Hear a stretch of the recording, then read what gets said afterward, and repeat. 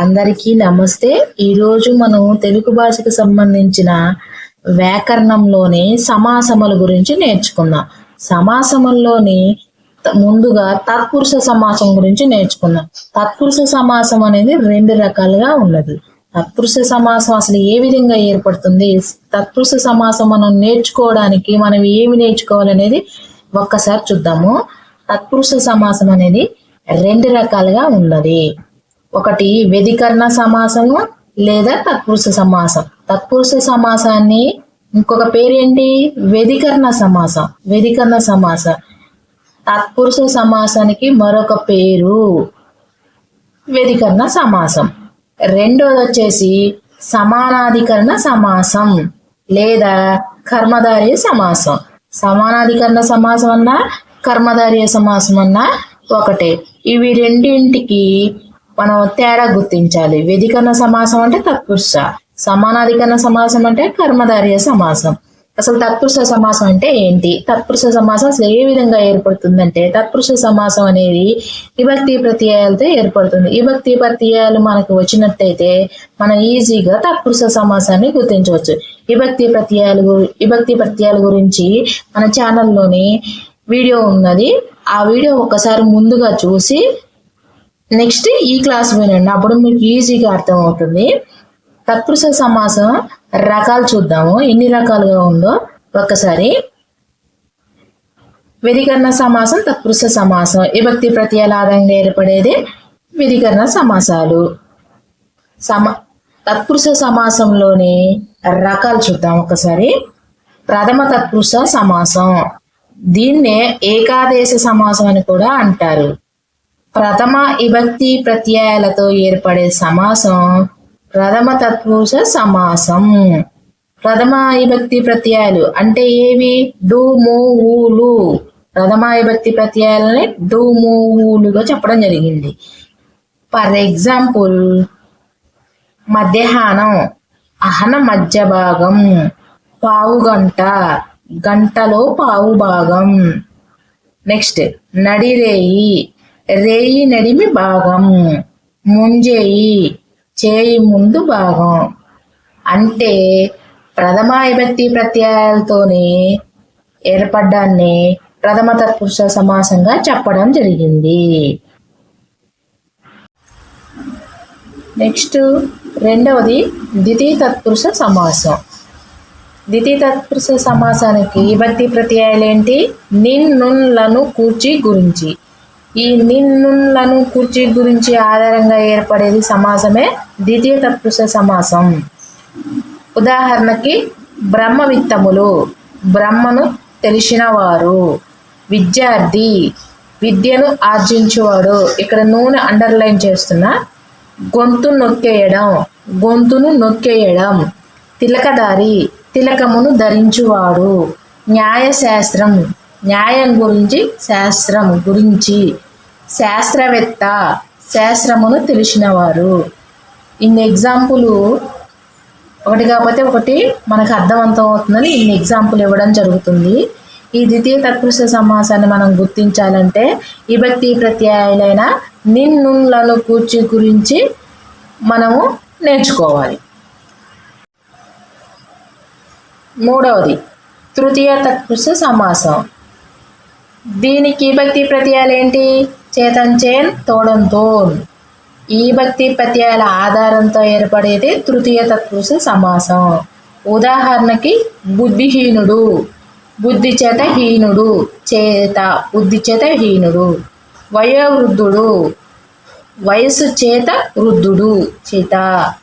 అధికార దర్పం, అధికారం చేత దర్పం. దర్పం అంటే గర్వం, అధికారం చేత దర్పం. నూనె దీపాలు, నూనెతో కూడిన దీపాలు, నూనెతో కూడిన దీపాలు. కనకాభిషేకం, కనకంతో అభిషేకం. ఈ విధంగా చేతంచేన్, తోడంతోన్ అనే విభక్తి ప్రత్యయాలతోని తృతీయ తత్పురుష సమాసం ఏర్పడుతుంది. నాలుగవది చతుర్థి తత్పురుష సమాసం. విభక్తి ప్రత్యయాలు ఏంటి? కొరకున్, కై. ఈ కొరకున్, కై అనే విభక్తి ప్రత్యయాలతోని చతుర్థి తత్పురుష సమాసం ఏర్పడుతుంది. ఉదాహరణకి పొట్టకూడు, పొట్ట కొరకు కూడు, కొరకున్ కొరకు. భూమి శిస్తు, భూమి కొరకు శిస్తు. తిండి గింజలు, తిండి కొరకు గింజలు. సంక్షేమ పథకాలు, సంక్షేమంకై పథకాలు. శాంతి సందేశం, శాంతి కొరకు సందేశం. చతుర్థి తత్పురుష సమాసం విభక్తి ప్రత్యయాలు ఏంటి? కొరకున్ కై. కొరకున్ కై అనే విభక్తి ప్రత్యయాలతోనే చతుర్థి తత్పురుష సమాసం ఏర్పడుతుంది. 5వది పంచమీ తత్పురుష సమాసం. పంచమీ తత్పురుష సమాసానికి విభక్తి ప్రత్యయాలు ఏంటి? వలనన్ కంటెన్ పట్టి. వలనన్ కంటెన్ పట్టి అనే విభక్తి ప్రత్యయాలతోనే పంచమీ తత్పురుష సమాసం ఏర్పడుతుంది. ఉదాహరణకి దొంగ భయం, దొంగ వలన భయం. పితృవియోగ వేదన, పితృవియోగం వలన వేదన. పాపభీతి, పాపం వలన భీతి. ఈ విధంగా వలనన్ కంటెన్ పట్టి అనే విభక్తి ప్రత్యయాలతోనే పంచమీ తత్పురుష సమాసం ఏర్పడుతుంది.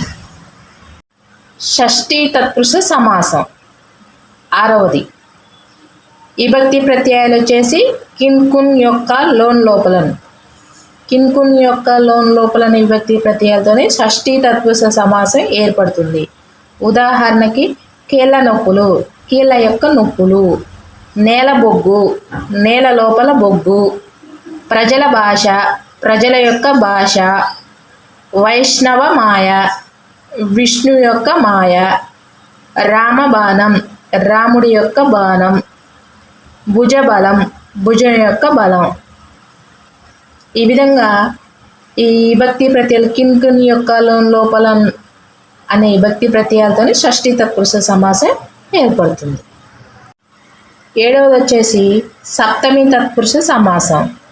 సప్తమీ తత్పురుష సమాసానికి విభక్తి ప్రత్యయాలు వచ్చి అందున్ నన్. అందున్ నన్ అనే విభక్తి ప్రత్యయాలతోని సప్తమీ తత్పురుష సమాసం ఏర్పడుతుంది. ఉదాహరణకి దైవభక్తి, దైవమునందు భక్తి. ధనాశ, ధనమునందు ఆశ. ఇలా అందున్ నన్ అనే విభక్తి ప్రత్యయాలతోనే సప్తమీ తత్పురుష సమాసం ఏర్పడుతుంది. లాస్ట్ వన్ 8వది నై తత్పురుష సమాసము. నై తత్పురుష సమాసం అంటే ఇక్కడ ఏం గుర్తుంచుకోవాలంటే ఇందులో విగ్రహ వాక్యాలు విభక్తి ప్రత్యయాలు ఉండవు. విభక్తి ప్రత్యయాలు అనేవి ఉండవు, కానీ వ్యతిరేక అర్థాలు ఉంటాయి. వ్యతిరేక అర్థాలు మాత్రం ఉంటాయి. ఒకసారి అవేంటి చూద్దాము. ఉదాహరణకి అసత్యం, సత్యం కానిది. అసత్యానికి వ్యతిరేక అర్థం ఏంటిది? సత్యం కానిది. అన్యాయం, న్యాయం కానిది. అన్యాయానికి వ్యతిరేకం అన్యాయం కానిది. అక్షరం, క్షరం కానిది. అమరులు, మరణం లేనివారు. అబ్రాహ్మణుడు, బ్రాహ్మణుడు కానివాడు. ఈ విధంగా వ్యతిరేక అర్థాలు వస్తే మాత్రం దీన్ని నై తత్పురుష సమాసంగా గుర్తించాలి. నై తత్పురుష సమాసానికి విభక్తి ప్రత్యయాలు అనేవి ఉండవు, దీనికి వ్యతిరేక అర్థాలు మాత్రమే ఉంటాయి. ఈ విధంగా 8 రకాల తత్పురుష సమాసాలను గుర్తించడం ఎలాగో మనం నేర్చుకుందాము. తత్పురుష సమాసంలోని ఒకటి మాత్రమే చూసాము, వ్యధికరణ సమాసాన్ని మాత్రమే చూసాము. నెక్స్ట్ క్లాస్లోని కర్మధారయ సమాసాన్ని చూద్దాం.